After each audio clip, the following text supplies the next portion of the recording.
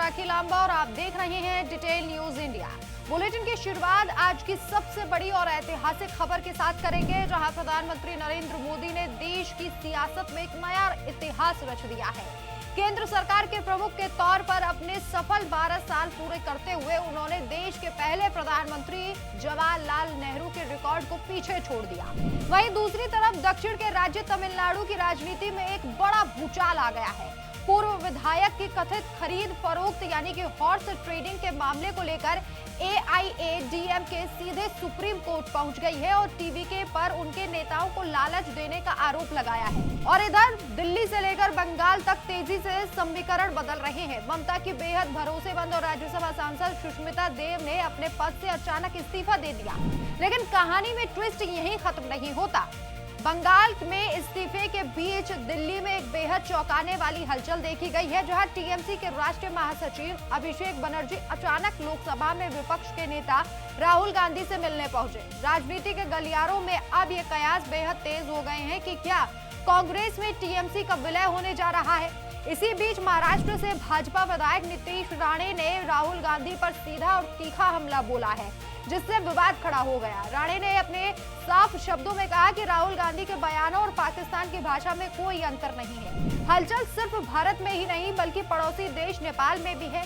नेपाल के कैबिनेट मंत्री बालेन शाह अपनी ही कैबिनेट को लेकर विवादों में घिर गए हैं। वित्तीय गड़बड़ी के आरोपों में घिरे सुदान गुरंग को दोबारा देश का गृह मंत्री नियुक्त करने के बाद बालेन शाह की भ्रष्टाचार विरोधी छवि पर अब विपक्ष और जनता गंभीर सवाल उठा रही है। और आखिर में बात मध्य प्रदेश की, जहां कांग्रेस की राज्यसभा उम्मीदवार मीनाक्षी नटराजन का नामांकन चुनाव आयोग द्वारा रद्द किए जाने पर बवाल मच गया। इस फैसले पर TMC सांसद महुआ मोइत्रा बुरे तरीके से भड़क उठी है। इन सभी खबरों पर विस्तार से चर्चा करेंगे, जानकारी देंगे, लेकिन उससे पहले नजर इस वक्त की सुर्खियों पर।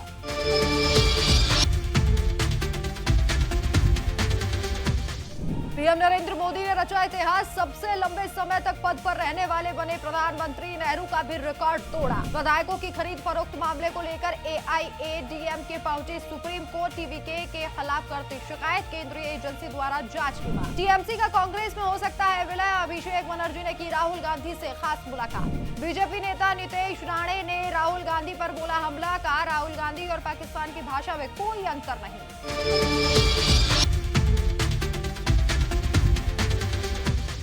चलिए अब खबरों की शुरुआत करते हैं। तो प्रधानमंत्री नरेंद्र मोदी ने देश में लगातार सबसे लंबे समय तक प्रधानमंत्री पद पर बने रहने का नया ऐतिहासिक रिकॉर्ड अपने नाम कर दिया है।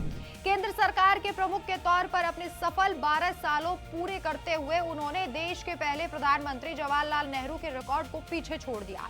इस महत्वपूर्ण पड़ाव पर प्रधानमंत्री नरेंद्र मोदी का कार्यकाल 4399 दिनों का हो गया है, जिससे वो भारत के इतिहास में सबसे लंबे समय तक निरंतर सेवा देने वाले निर्वाचित प्रधानमंत्री बन गए। जवाहरलाल नेहरू का निरंतर निर्वाचित कार्यकाल 4398 दिनों का था।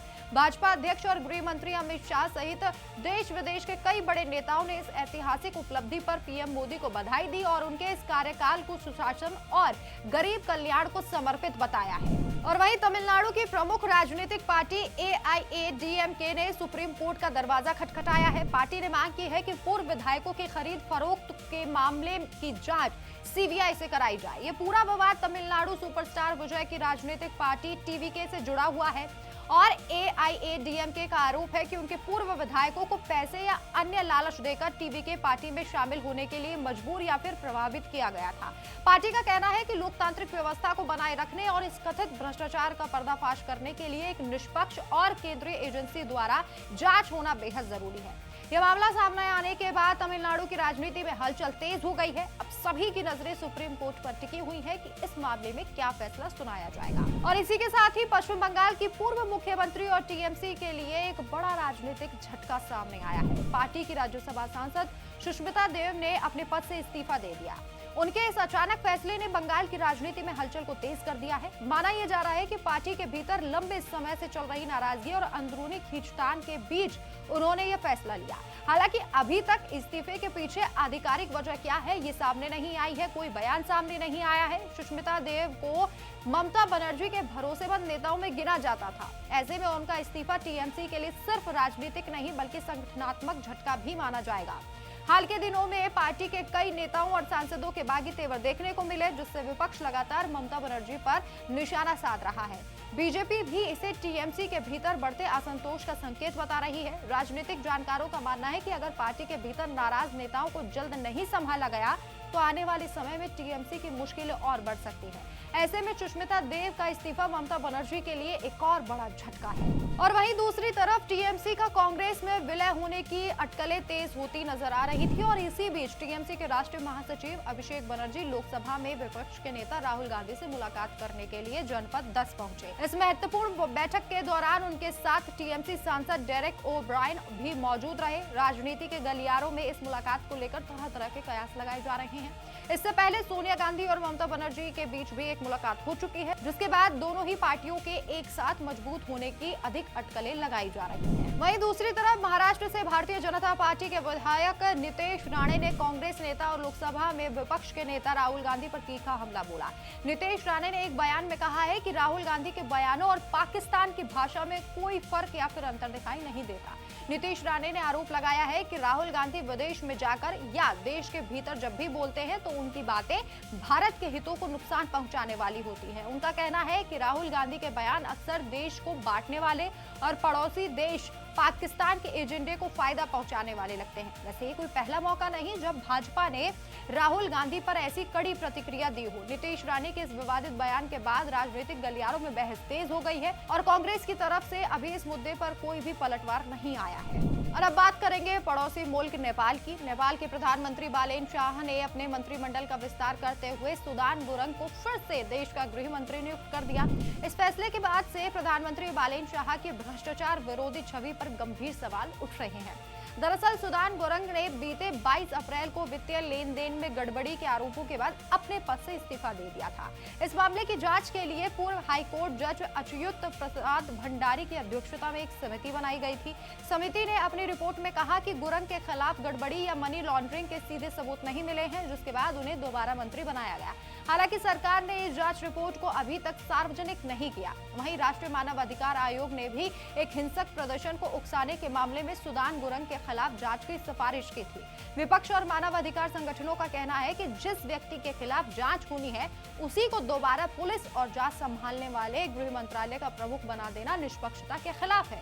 इस फैसले से नेपाल की जनता में बालेन शाह की भ्रष्टाचार विरोधी लड़ाई को लेकर निराशा भी दिखाई दे रही है। और आखिर में बात करेंगे मध्य प्रदेश की। मध्य प्रदेश में कांग्रेस की राज्यसभा उम्मीदवार मीनाक्षी नटराजन का नामांकन चुनाव आयोग द्वारा रद्द किए जाने के बाद राजनीतिक विवाद खड़ा हो गया।